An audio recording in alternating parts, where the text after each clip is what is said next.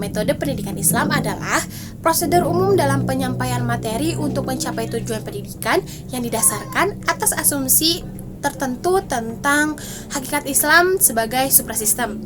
Adapun menurut Muhammad Atiyah Al-Abrashi, mengartikan bahwasanya metode adalah sebagai jalan yang dilalui untuk memperoleh pemahaman pada peserta didik. Nah, dari sini dapat kita simpulkan bahwa metode pendidikan Islam adalah sebagai seperangkat cara, jalan, dan teknik yang digunakan untuk mempermudah suatu pendidik untuk mengembangkan ajaran agama Islam dengan ajaran atau hukum syariat Islam yang telah ditetapkan. Apabila metode dipandang sebagai alat untuk mencapai tujuan pendidikan, maka metode mempunyai sifat ganda. Yang pertama yang bersifat polipragmatis dan monopragmatis. Nah, polipragmatis di sini adalah metode yang digunakan yang kegunaannya serba ganda. Salah satu contohnya seperti suatu metode tertentu pada satu kondisi tersebut itu dapat merusak. Namun dalam kondisi yang lain metode tersebut justru akan memperbaiki dan membangun. Nah, untuk yang monopragmatis itu kebalikannya atau sebaliknya. Metode ini mengandung implikasi yang bersifat konsisten, sistematis, dan kebermaknaannya menurut kondisi sasarannya. Nah, sasaran metode adalah manusia, sehingga pendidik dituntut untuk berhati-hati dalam penyampaiannya.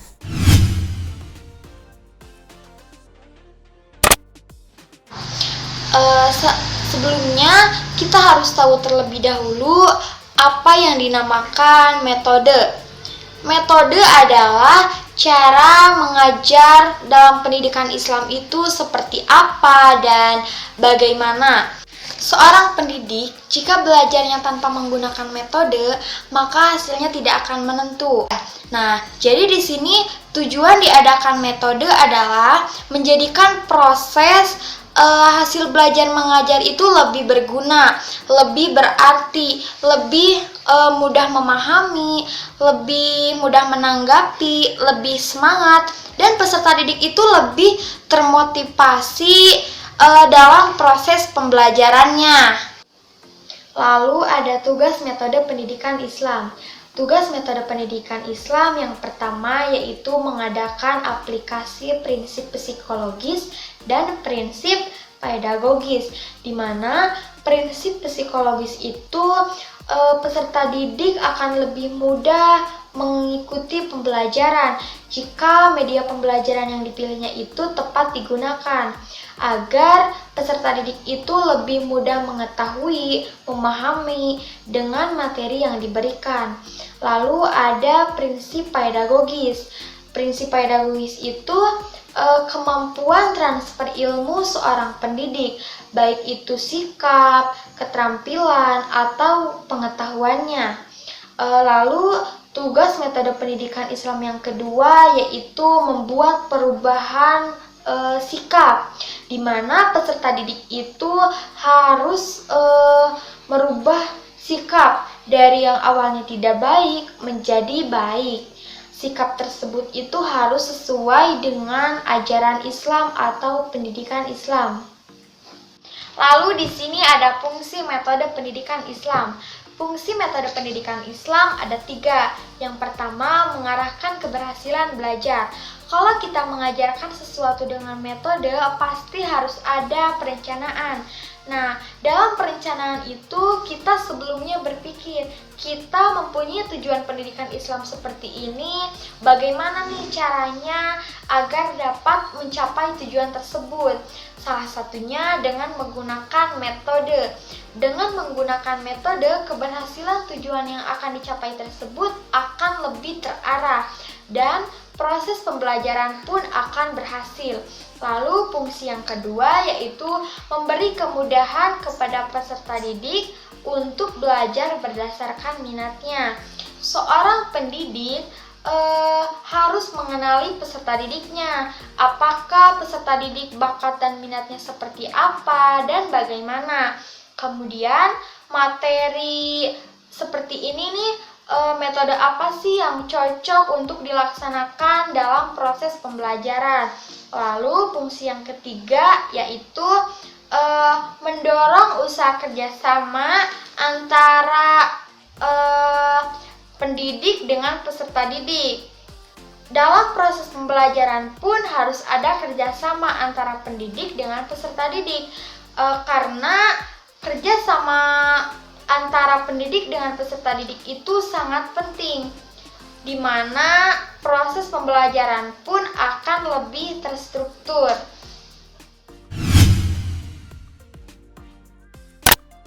Nah, prosedur pembuatan metode pendidikan Islam adalah dengan memperhatikan faktor-faktor yang memengaruhinya, yang meliputi yang pertama, tujuan pendidikan Islam. Nah, faktor ini digunakan untuk menjawab pertanyaan untuk apa pendidikan itu dilaksanakan. Tujuan pendidikan ini mencakup 3 aspek. Yang pertama, aspek kognitif, yaitu pembinaan akal pikiran seperti kecerdasan, kepandaian, dan daya nalar. Yang kedua, aspek afektif, yaitu pembinaan hati seperti pengembangan rasa, kesadaran, kepekaan emosi, dan kematangan spiritual. Dan yang ketiga, aspek psikomotorik, yaitu pembinaan jasmani seperti badan sehat dan mempunyai keterampilan. Nah, faktor yang kedua yaitu peserta didik.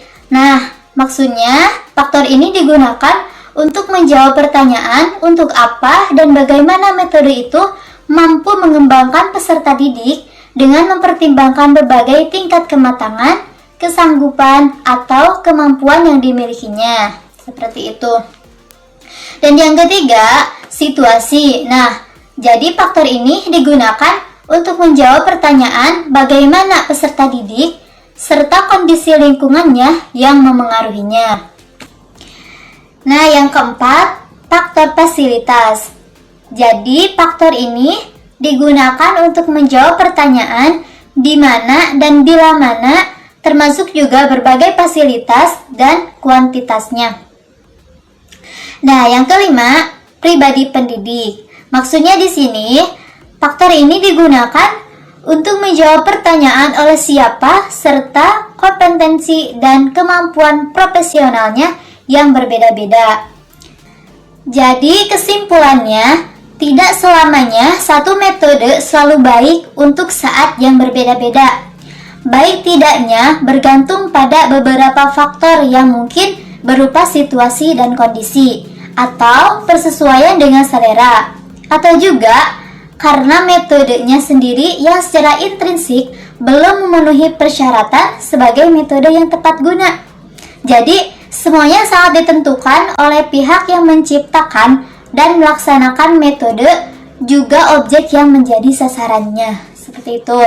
Nah, baik, sekian materi dari saya. Selanjutnya, materi akan disampaikan oleh saudari Yosi. Kepadanya dipersilahkan. Dalam asas-asas pelaksanaan metode pendidikan dibagi menjadi beberapa macam. Yang pertama ada asas motivasi. Asas motivasi berusaha mengembangkan minat peserta didik yang diupayakan melalui pembelajaran dengan cara yang menarik, sesuai dengan tingkat perkembangan peserta didik itu sendiri. Yang kedua ada asas aktivasi. Asas ini menghindari adanya variabilitasi bagi peserta didik yang dapat diupayakan dengan aktivitas jasmani berupa penelitian atau juga aktivitas rohani berupa ketekunan dan berpikir untuk memecahkan masalah untuk mendapatkan hasil belajar yang maksimal. Yang ketiga ada asas apersepsi. Asas apersepsi ini berarti proses pembelajaran dengan menghayati situasi yang menimbulkan respon langsung dari peserta didik sehingga mengubah tingkah laku dan kekayaan akan informasi. Yang keempat ada asas peragaan. Asas peragaan dalam cara mengajar secara nyata. Asas ini diupayakan melalui penggunaan berbagai macam alat seperti mencoba, membuat poster, dan menyelenggarakan sandiwara ataupun drama. Yang kelima ada asas ulangan. Asas yang merupakan usaha dalam kebersihan belajar dalam aspek pengetahuan, keterampilan, serta sikap setelah mengikuti pembelajarannya. Maka dari itu, pengetahuan yang diulang-ulang menjadi pengetahuan yang tetap dalam ingatan yang dapat difungsikan dengan baik, yang diberikan secara teratur dan terencana. Yang keenam, ada asas korelasi. Pendidikan hendaknya memandang peserta didik dengan dunia sekitar untuk mencapai tujuan yang akan menimbulkan asosiasi dan apresiasi yang membangkitkan minat peserta didik terhadap mata pembelajarannya. Yang ketujuh, ada asas konsentrasi. Asas yang memfokuskan pada suatu pokok masalah dari keseluruhan bahan pembelajaran untuk melaksanakan tujuan pembelajaran yang dapat diupayakan dengan memberikan masalah yang menarik. Yang kedelapan, ada asas individualisasi. Asas individualisasi ini memperhatikan perbedaan individu, baik bawaan maupun lingkungan, serta perbedaan jasmani ataupun watak, yang dapat mempelajari pribadi setiap peserta didik, terutama mengenai kepandaian, kelebihan, dan kekurangan. Yang kesembilan, ada asas sosialisasi, yang menciptakan suasana sosial, dapat membangkitkan rasa kerjasama antara peserta didik dan masyarakat yang ada di sekitarnya. Yang kesepuluh, ada asas evaluasi. Asas evaluasi memperhatikan hasil dari penilaian terhadap kemampuan yang dimiliki peserta didik sebagai feedback dalam memperbaiki cara mengajar. Yang ke-11, ada asas kebebasan, yang memberikan keleluasaan dengan dibatasi hal-hal yang positif. Yang ke-12, ada asas lingkungan, yang menentukan metode pada pengaruh lingkungan akibat interaksi lingkungan. Yang ke-13, ada asas globalisasi. Asas sebagai akibat pengaruh psikologi, yaitu bereaksi terhadap lingkungan secara keseluruhan. 14, ada asas pusat minat. Kecenderungan jiwa yang tetap pada jurusan yang berharga bagi seseorang. Dalam Islam, bahan hubungan manusia dengan Tuhan itu terhadap sesama manusia dan terhadap Tuhannya sendiri. Yang ke-15, ada asas keteladanan. Peserta didik memiliki kecenderungan belajar lewat peniruan terhadap kebiasaan dan tingkah laku yang orang di sekitarnya. Khususnya yang utama adalah orang tua. Yang ke-16, ada asas pembiasaan. Pembiasaan ini praktis dalam pembentukan peserta didik yang melakukan peringatan karena manusia mempunyai sifat lupa atau pelupa dan lemah. Menurut Jalaluddin Rahmat dan Zainal Abidin Ahmad, mereka merumuskan bahwa pendekatan pendidikan Islam ini terbagi ke dalam 6 kategori. Yang pertama yaitu pendekatan tilawah atau pengajaran. Pendekatan ini meliputi membacakan ayat-ayat Allah yang bertujuan memandang fenomena alam sebagai ayatnya, mempunyai keyakinan bahwa semua ciptaan Allah memiliki keteraturan yang bersumber dari Rabbil Alamin. Pendekatan tilawah ini mempunyai 2 indikasi. Yang pertama yaitu tafakur atau berpikir, dan yang kedua yaitu tazakur atau berzikir. Lalu yang kedua yaitu pendekatan tazkiyah atau penyucian. Tujuan pendekatan ini yaitu untuk memelihara kebersihan diri dari lingkungannya, memelihara dan mengembangkan akhlak yang baik, juga menolak dan menjauhi akhlak tercela. Kemudian yang ketiga yaitu pendekatan Alkitab. Pendekatan ini bertujuan agar si peserta didik dapat membaca, memahami, dan merenungkan Al-Quran juga As-Sunnah sebagai keterangannya. Lalu yang keempat yaitu pendekatan ta'lim al-hikmah. Pendekatan ini tidak jauh beda dengan pendekatan ta'lim Alkitab, hanya saja bobot dan proporsinya serta frekuensinya diperluas dan diperbesar. Indikator utama pendekatan ini yaitu mengadakan perenungan, reinovasi, dan interpretasi terhadap pendekatan ta'lim Alkitab. Aplikasi pendekatan ta'lim al-hikmah ini dapat berupa studi banding antar lembaga pendidikan, antar lembaga pengkajian, dan yang lainnya. Lalu metode yang kelima yaitu yu'allimukum ma lam takunu ta'lamun. Sebagaimana artinya yaitu mengajarkan apa yang belum kamu ketahui. Nah, pendekatan ini mengajarkan suatu hal yang memang benar-benar asing dan belum diketahui, sehingga membawa peserta didik pada suatu alam pemikiran yang benar-benar luar biasa. Pendekatan ini mungkin hanya dapat dinikmati oleh Nabi dan Rasul saja, seperti adanya mukjizat. sedangkan kita manusia biasa hanya bisa menikmati sebagian kecil saja. Indikator dari pendidikan ini adalah penemuan teknologi canggih yang dapat membawa manusia pada penjelajahan ruang angkasa, sedangkan aplikasinya adalah mengembangkan teknologi yang dapat mempermudah dan membantu kehidupan manusia. Yang terakhir, yang keenam, yaitu pendekatan islah atau perbaikan. Nah, pendekatan ini bertujuan agar adanya rasa memiliki kepekaan terhadap penderitaan orang lain, seperti itu. Tujuan lainnya yaitu memelihara ukhuwah Islamiyah dengan aplikasinya atau caranya melakukan kunjungan kepada kelompok du'afa atau kaum lemah. Sekian presentasi dari saya tentang pendekatan metode pendidikan Islam. Selanjutnya akan disampaikan oleh teman saya, yaitu Rima Menasoneta. Kepadanya dipersilakan. Nah, dalam poin kali ini, metode pendidikan Islam itu terdapat 6 metode. Yang pertama adalah metode diakronis. Nah, metode diakronis ini adalah suatu metode mengajar ajaran Islam yang menonjolkan aspek sejarah. Nah, metode ini juga kemungkinan adanya studi komparatif tentang berbagai penemuan dan pengembangan ilmu pengetahuan sehingga peserta didik ini memiliki pengetahuan yang relevan. Kemudian memiliki hubungan sebab akibat atau kesatuan integral.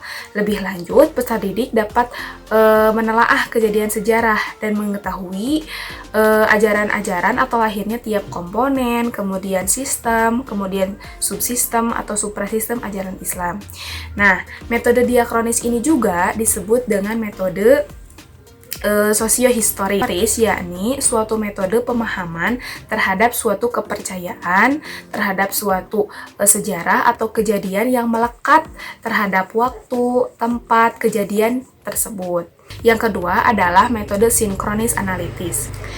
Metode yang kedua ini suatu metode pendidikan ajaran Islam yang memberi kemampuan analisis teorisis yang sangat berguna bagi perkembangan keimanan dan mental intelektual. Kemudian, metode diakronis dan sinkronis analitis ini menggunakan asumsi dasar, salah satunya atau beberapanya.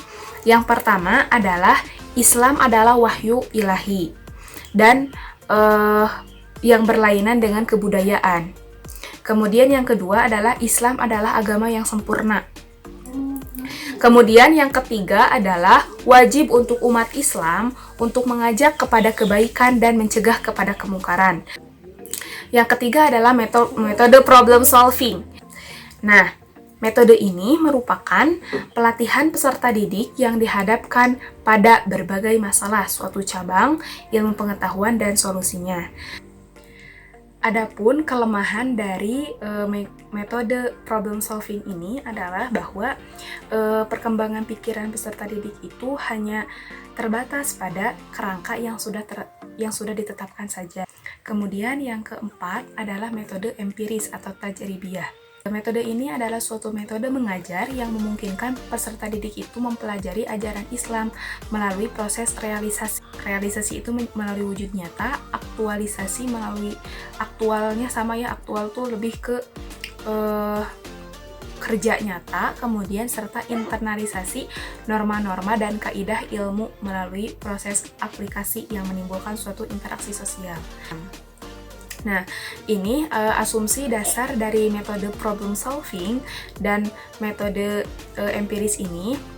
Yang pertama, norma kebajikan dan kemungkaran selalu ada ditemukan dalam Islam. Kemudian yang kedua adalah ajaran Islam merupakan jalan menuju ridho Allah Subhanahu wa Ta'ala. Kemudian yang kelima ada juga metode induktif atau al-istiqroyah. Metode yang dilakukan pendidik dengan cara mengajarkan materi yang khusus atau juz'iyah yang menuju kepada kesimpulan yang umum. Kemudian yang keenam, yang terakhir adalah metode deduktif. Metode deduktif ini adalah metode yang dilakukan oleh pendidik dalam pengajaran Islam melalui cara menampilkan kaidah yang umum, kemudian menjabarkannya dengan berbagai masalah secara terurai. Nah, metode deduktif ini adalah kebalikan dari metode induktif. Kalau tadi metode induktif itu adalah metode yang dilakukan dengan menyampaikan teori-teori yang secara khusus, kemudian menuju kesimpulan yang umum. Kalau ini, metode deduktif yang terakhir ini adalah metode yang disampaikan melalui cara menyampaikan kaidah yang umum terlebih dahulu, kemudian dijabarkannya melalui masalah-masalah yang dan secara terurai. Teknik pendidikan Islam. Yang pertama adalah teknik periklanan atau al-ikhbariyah dan teknik pertemuan atau al-muhadharoh. Teknik ini dilakukan dengan cara memasang iklan, kemudian dengan pemberitahuan, pengumuman, terus membuat brosur-brosur ataupun berita-berita, baik itu berita itu disampaikan melalui televisi ataupun radio. Nah, dalam teknik periklanan dan teknik pertemuan ini dapat direalisasikan juga melalui teknik-teknik tertentu. Yang pertama ada teknik ceramah. Muhammad Rashid Ridho memberikan arti bahwa al-mawidah ini dengan memberikan nasihat dan peringatan kepada peserta didik dengan cara yang baik, dengan cara yang benar. Yang kedua adalah dengan teknik tulisan atau alkitabah, yaitu teknik yang dilakukan dengan cara menyebutkan informasi kepada peserta didik melalui resume tulisan, kemudian melalui diktat ataupun buku modul, buku literatur, serta brosur-brosur. Nah, pilihannya yaitu peserta didik dapat lebih mendalami materi yang diberikan melalui tulisan ini karena lebih fleksibel, bisa bertahan lama, kemudian dapat juga dibaca sewaktu-waktu. Cuman dalam teknik ini ada kelemahannya, yaitu kelemahan bahwa setiap orang itu berbeda-beda dalam menangkap informasi atau materi. Misalkan seseorang lebih cenderung memiliki kelebihan untuk mendengar materi, kemudian seseorang juga lebih cenderung kepada lebih senang membaca. Yang kedua adalah dengan teknik dialog atau hiwar. Teknik dialog ini teknik yang dilakukan dengan penyajian suatu topik masalah yang dilakukan melalui dialog antara peserta didik dan pendidik. Nah, teknik dari teknik dialog ini atau hiwar ini dapat direalisasikan dengan beberapa teknik yang lain. Poin A yaitu dengan teknik tanya jawab. Nah, teknik ini dilakukan dengan mengajukan berbagai pertanyaan yang dapat membimbing orang yang ditanya untuk mengemukakan pendapat dan hakikat yang sesungguhnya. Jadi, teknik tanya jawab ini membuat kondisi kelas itu menjadi lebih aktif, lebih hidup gitu ya, karena dapat melatih keberanian peserta didik dalam mengembangkan pendapatnya. Nah, kemudian teori tanya jawab ini dapat berfungsi dengan baik jika pada tahap awalnya terdapat rumusan pertanyaan-pertanyaan yang diajukan. Selain itu, selain teknik tanya jawab, ada juga teknik diskusi atau al-niqoshi. Nah, teknik diskusi ini dilakukan dengan cara penyajian suatu pelajaran. Nah, dalam teknik ini, pendidik memberikan kesempatan kepada peserta didik untuk merumuskan terlebih dahulu atau mendiskusikan pembicaraan secara ilmiah, baik secara individu maupun secara berkelompok. Selanjutnya, di sini saya akan menjelaskan tentang teknik pendidikan Islam. Yang ketiga yaitu teknik bercerita, di mana teknik ini dilakukan dengan cara bercerita, mengungkapkan peristiwa-peristiwa bersejarah yang mengandung nilai ibrah, yaitu nilai moral, sosial, dan juga rohani bagi seluruh umat manusia yang ada di berbagai tempat maupun zaman. Nah, teknik bercerita ini pastinya sangat efektif. Nah, terutama bagi materi sejarah, sirah, dan kultur Islam, terutama bagi sasaran para peserta didik yang masih dalam perkembangan fantasi. Nah, di mana dengan mendengarkan cerita, kepekaan jiwa dan perasaan para peserta didik itu dapat tergugah atau dapat terpancing mereka bisa membedakan mana yang baik dan mana yang buruk. Yang baiknya bisa mereka tiru dan mereka aplikasikan ke kehidupan sehari-harinya. Dan untuk peran antagonis atau kelakuan yang buruk itu mereka bisa menghindarinya. Nah, secara tidak langsung teknik bercerita ini memberikan stimulasi pada peserta didik dan mendorong peserta didik untuk membuat kebajikan dan membentuk akhlak mulia. Nah, kemudian yang keempat yaitu teknik metafora atau teknik al-amsal. Nah, di mana teknik ini merupakan perumpamaan baik berupa ungkapan, gerak maupun melalui gambar-gambar.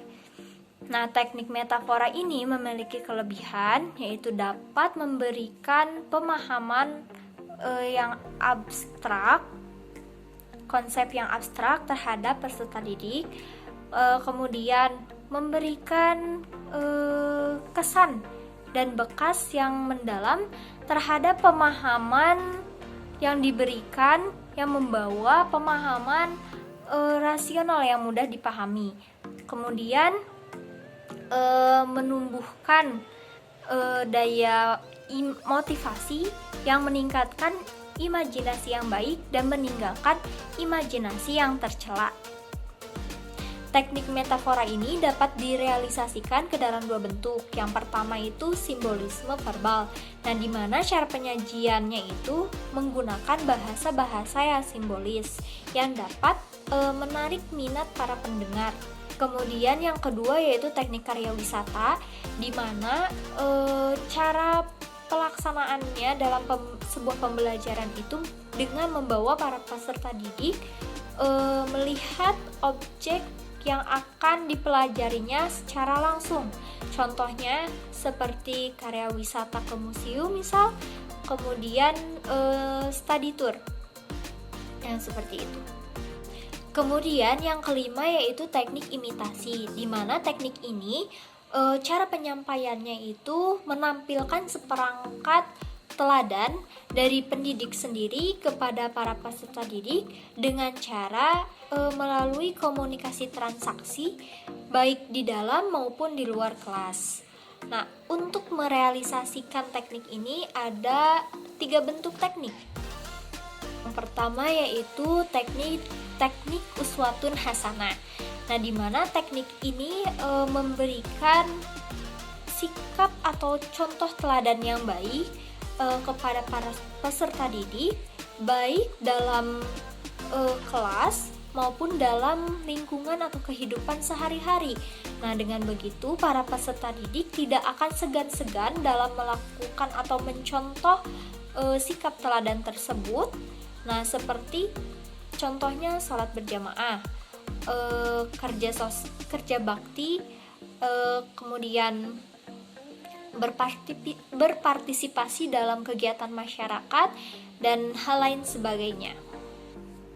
Kemudian teknik demonstrasi dan dramatisasi, di mana cara mengajarkannya ini melalui kegiatan-kegiatan eksperimen sehingga membentuk kerangka verbal yang dibarengi dengan kerja fisik atau pengoperasian peralatan, barang ataupun benda.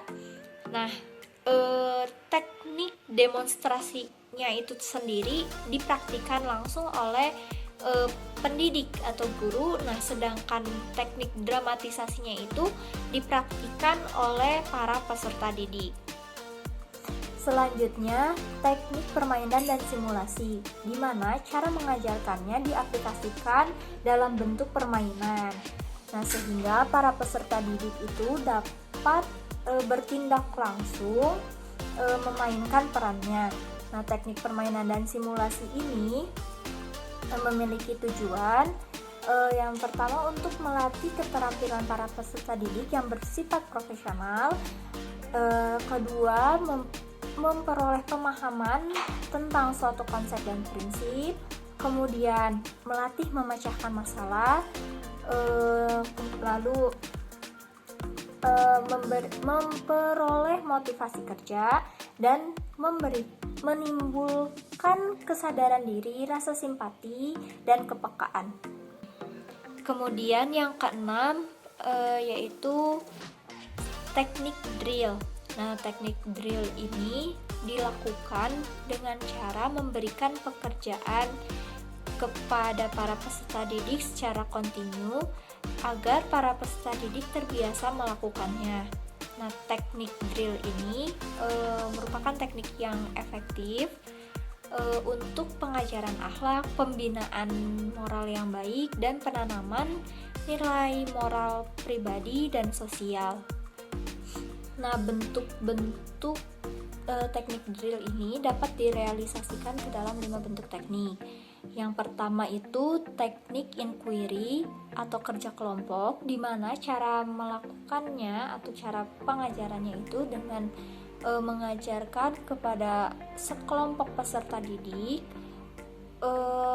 dengan mengerjakan tugas secara berkelompok guna untuk mencapai keinginan bersama yang diinginkan. Kemudian teknik discovery atau penemuan, di mana cara melakukannya itu melalui mengajar peserta didik yang melibatkan dengan kegiatan mental seperti bertukar pendapat, diskusi, seminar, webinar, terus ataupun menyuruh memerintah peserta didik untuk membaca sendiri agar mereka terbiasa dan dapat belajar sendiri. Lalu teknik micro teaching. Nah, teknik micro teaching ini dilakukan dengan cara memberikan kegiatan pengajaran terhadap peserta didik yang segalanya itu dikecilkan dan disederhanakan. Nah, kegunaan dari micro teaching ini untuk mempersiapkan para peserta didik yang akan menjadi calon guru untuk menghadapi pekerjaan mengajar di muka kelas nanti. Nah, dan adapun nilai tambahannya atas pengetahuan, kecakapan, dan sikap sebagai seorang guru yang profesional. Kemudian teknik modul belajar. Nah, teknik modul belajar ini cara mengajarnya itu menggunakan paket belajar itu yang berdasarkan performance dan kompetensi, di mana seorang pendidik itu menyiapkan dulu diagnosis, nah yang meliputi kebutuhan dan kemampuan si anak. Kemudian dari diagnosis tersebut menyiapkan paket belajar yang berdasarkan diagnosis tersebut, maksudnya yang meliputi kemampuan awal, penilaian, pendahuluan, kemudian tujuan pengajaran, terus susunan atau urutan pembelajaran yang ada dalam paket tersebut atau modul tersebut, kemudian inti dari pengajaran, terus tes akhir, kemudian remediasi atau remedial, dan yang terakhir itu sumber. Kemudian yang terakhir yaitu teknik belajar mandiri, di mana pendidik itu memerintahkan atau menyuruh peserta didiknya untuk belajar sendiri, baik di dalam kelas maupun di luar kelas, atau teknik ini dinamakan dengan teknik otodidak. Yang ketujuh yaitu teknik pengambilan pelajaran dari suatu peristiwa atau ibrah.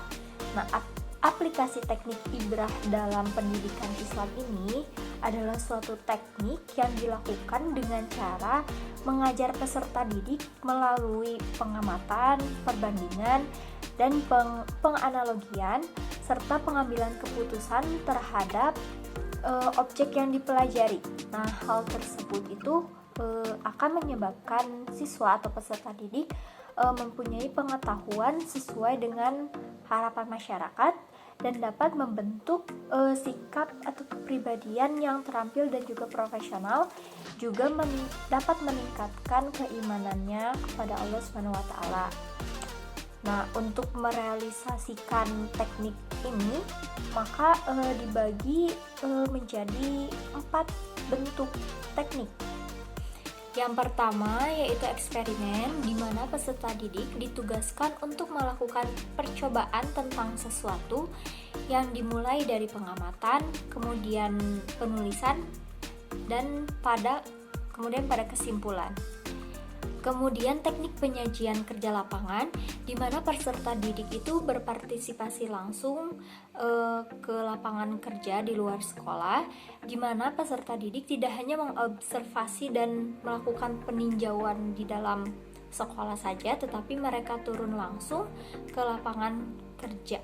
Kemudian teknik penyajian secara kasus. Nah, di mana cara pengajarannya peserta didik melalui penyajian kasus yang dialami oleh peserta didik itu sendiri maupun orang lain gitu. Nah, hal ini sebagai bahan dan bahasan yang harus dipecahkan sehingga peserta didik itu dapat terbiasa untuk memecahkan masalah tersebut. Maksudnya terbiasa dalam menghadapi suatu problem dan ia bisa memecahkan masalah itu sendiri. Dan yang terakhir yaitu teknik penyajian non direktif. Nah, di mana cara mengajar peserta didik itu melalui keterlibatan dan kebiasaannya dalam melakukan observasi, menganalisis data yang mereka peroleh, dan juga membuat kesimpulannya sendiri. Lalu yang kedelapan yaitu teknik pemberian janji dan ancaman atau targhib wa tarhib. Nah, targhib itu harapan serta janji yang diberikan peserta didik yang bersifat menyenangkan dan merupakan kenikmatan karena mendapat penghargaan. Nah, kalau tarhib itu berupa ancaman pada peserta didik bila ia melakukan suatu tindakan yang menyalahi aturan. Nah, kedua teknik ini itu sangat efektif digunakan karena dapat menumbuhkan motivasi baru yang sifatnya itu tidak memaksa dan menekan. Teknik ini dapat dibentuk atau direalisasikan dengan 3 bentuk teknik. Nah, yang pertama itu dengan teknik pemberian bimbingan dan juga ampunan, di mana dalam teknik ini cara mengajar peserta didik yang telah melakukan kesalahan dan yang diberikan pengajaran dan aturan dan serta diberikan ampunan. Kemudian pemberian motivasi dan peringatan. Nah, di mana teknik ini itu dilakukan dengan cara memberi motivasi tinggi pada peserta didik sehingga ia merasa senang, bangga gitu melakukan suatu perintah.